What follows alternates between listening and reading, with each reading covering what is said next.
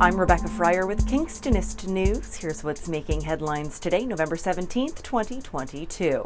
More snow on the way for Kingston today and into the weekend. Environment Canada is now predicting 20 to 35 centimeters of snow in some of your backyards by Sunday morning, as lake effect snow squalls have been forecast for most of the KFLNA area.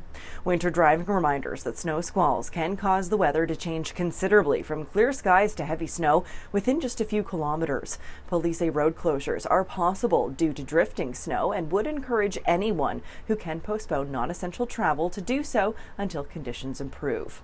If you must travel, police ask you to keep others informed of your schedule and destination, and to carry a winter emergency kit as well as a charged mobile phone.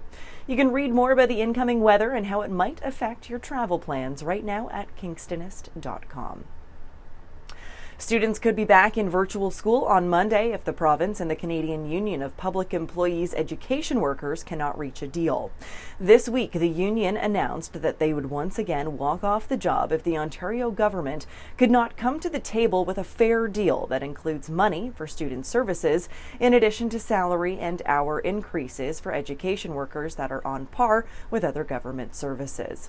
You can check out Kingstonist.com to get the full story and to read more about what we need to see from both sides in order to avoid job action this coming Monday. Kingston police are now asking the public for tips and any information as they continue their investigation into a homicide at a home on McKendree Road in Glen Burnie. Following notification of next of kin, police have now identified the victim as 88-year-old Jezra Burnt, who police say lived alone at the residence. Anyone with information is asked to contact Kingston Police. A reminder that tips can be provided anonymously by simply calling the Kingston Police main line and asking to remain anonymous. Police are also asking for your help to identify a female suspect who picked up a forgotten purse from a shopping cart and then used the stolen credit and debit cards to make fraudulent purchases. Police say the bag was forgotten around 2:30 p.m. on November 7th in a shopping cart at a West End grocery store. Police say the victim realized her mistake and immediately returned to the store, hopefully to retrieve the bag. However, it was gone and had not been turned in to the store. Police say numerous fraudulent purchases were made using the victim's stolen cards at multiple stores throughout the city over the next hour or so, with police obtaining a number of security video clips of the suspect. She is described as white, pale, with a thin to medium build and long brown hair. She was wearing a black jacket, black pants, and dark-colored shoes, also carrying a Talise shopping bag.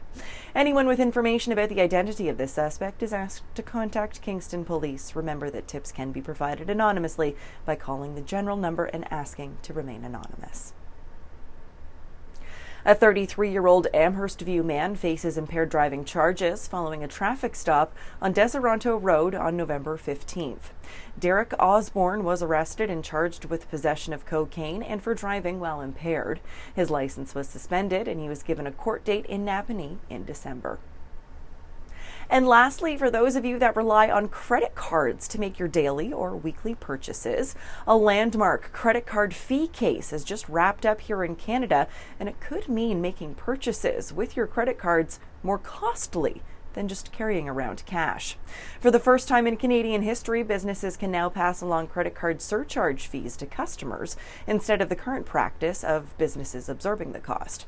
For more on how this may affect your purchasing habits, especially as we head into the busy holiday shopping season, read the full article right now at Kingstonist.com. For more on these stories and other headlines, or to submit your own news, visit Kingstonist.com and become a subscriber today. I'm Rebecca Fryer. Have a great one, Kingston.